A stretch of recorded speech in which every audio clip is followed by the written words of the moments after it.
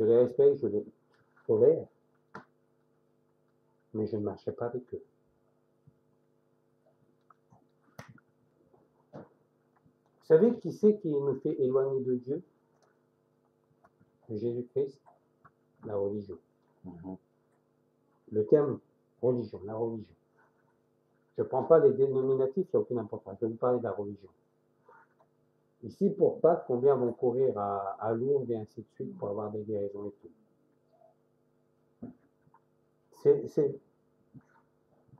L'ennemi est capable de guérir, hein, sans problème.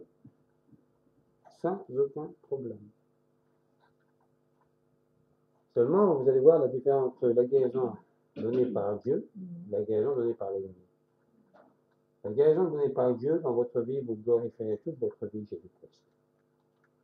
La guérison donnée par l'ennemi, c'est que vous allez glorifier le Seigneur pendant une semaine, 15 jours, un mois, et après, il faut que vous allez l'oublier. Et vous allez faire de votre vie ce que vous voulez.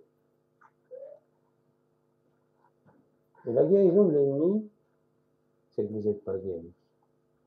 C'est ça le problème. La guérison, elle est fausse. Un jour, j'ai entendu une personne qui était gravement malade. Elle avait été guérie. Elle proclamé à droite, à gauche, vraiment exalté. Vous savez, je vais vous raconter une petite histoire qui s'est passée dans la Bible. Et il faut faire attention à tout cela. Cette personne a été guérie. Pas de problème. Et puis 2 ans après ou 3 ans après, la même personne qui avait été guérie, elle avait exactement la même chose. Et puis là, zut, mais Dieu ne m'a pas guéri à fond. Ce que Dieu fait, il le fait pour l'éternité. Si Dieu te guérit, tu le guéris complètement. Il ne te guérit pas à moitié. Il ne te guérit pas à moitié.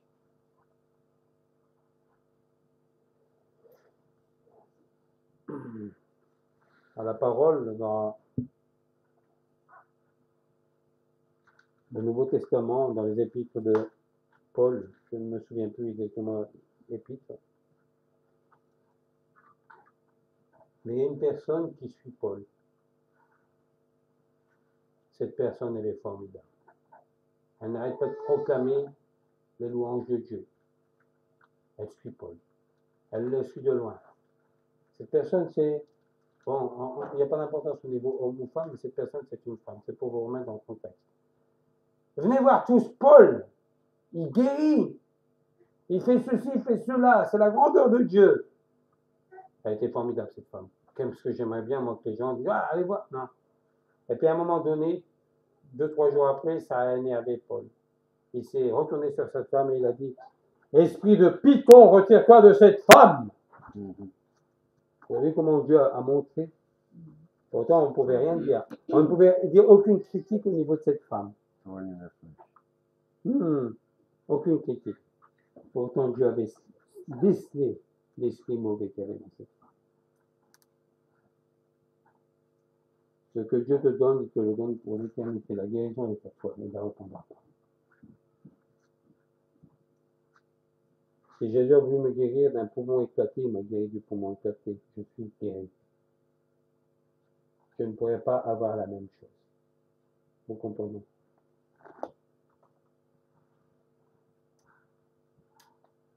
Saisissons cela. On n'est pas à moitié guéri avec le Seigneur. On est guéri totalement. Et selon le sens de Dieu. Ça veut dire, s'il veut d'abord te guérir physiquement, et après spirituellement, il le fera. S'il veut d'abord te guérir spirituellement, et après physiquement, il le fera. Ne cherche pas. Mais élève-le en fait. Protège-nous de la tentation, s'il te plaît, Seigneur. Parce que l'ennemi, il est tout le temps là, à futer, à m'amener des choses vraiment où j'y croirais, même j'y crois parfois. Mais je sais que ce n'est pas de lui. Je sais que ce n'est pas de toi, Dieu. Comme cette femme. Paul sortir le esprit de Python, sors de là. Qui aurait pu déceler cela? Dieu lui a montré, le Saint-Esprit lui a montré. Tout le monde il est beau, tout le monde il est mignon. Mais non, pas tout le monde il est pas beau, tout le monde il est mignon. Au bout de 3 jours, Paul aurait pu s'attacher à cette femme. Il marchait avec. Hein. La proclamation de l'évangile, on a toujours besoin de quelqu'un qui sait proclamer l'évangile. C'est pas formidable, ça? Vous vous rendez compte comment que cette femme, elle est évangéliste, là? Non, non, non, non. Ça, c'est pas la gloire de Dieu. Parce que je connais ce qu'il y a derrière. Et là, c'est pour ça que Jésus va dire, non, demandez au Père qu'il vous protège de l'ennemi. Parce que vous ne le voyez pas, vous. Mais le Père le voit. Vous ne connaissez pas l'ennemi, mais le Père le connaît. Ah bon? Ah ben oui. Un autre exemple. L'exemple de Job. On dit que Satan est un ange déchu. Mais regardez l'exemple de Job. Dieu connaît l'ennemi mieux que vous-même. Hein.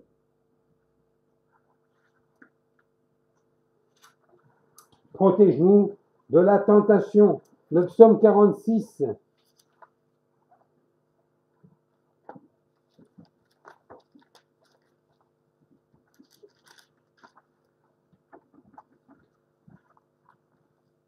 Voici ce que le psaume va dire. À partir du verset 2. Dieu est pour nous un refuge et un appui, un secours qui ne manque jamais dans la détresse. C'est pourquoi nous sommes sans crainte quand la terre est bouleversée et quand les montagnes chancellent au cœur des mers. Quand les flots de la mer mugissent et écument, se soulèvent jusqu'à faire trembler les montagnes. C'est pas ce qui est arrivé là, il n'y a pas longtemps ou ça, au Japon. Mais Dieu est pour nous un refuge. Il est un fleuve dont les courants réjouissent la cité de Dieu, le sanctuaire des demeures du Très-Haut. Dieu est au milieu d'elle. Elle n'est pas quoi? Elle n'est pas ébranlée. Dieu la secourt dès l'aube du matin.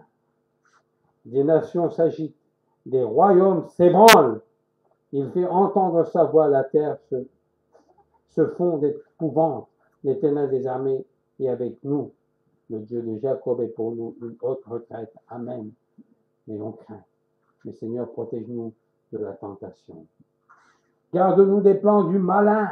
C'est ce que ce verset nous dit.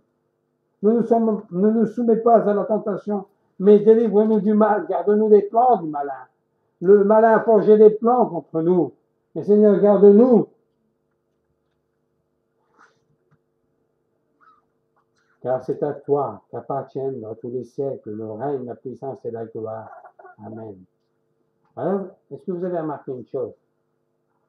C'est que cette prière modèle, elle va commencer par la louange, l'adoration, et elle finit comment?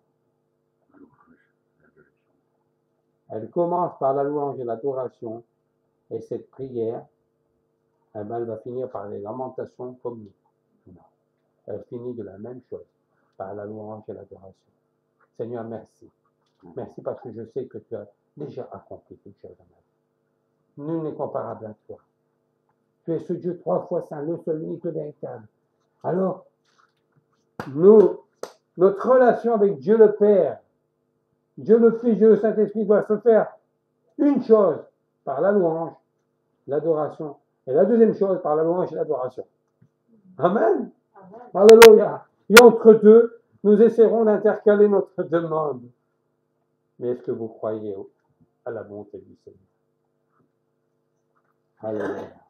Que vous soyez saisis de sa grâce. Commençons nos relations avec le Seigneur à travers la louange. Et finissons notre relation avec le Seigneur à travers la louange.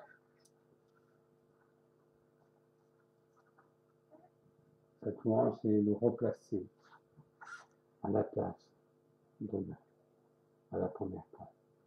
cette place qu'il doit avoir dans notre vie. Pardonne-nous, Seigneur, parce que cette place, on ne te l'a pas toujours gardée. Remettons Dieu à cette première place. Que le Seigneur vous bénisse et qu'il bénisse sa parole. Amen.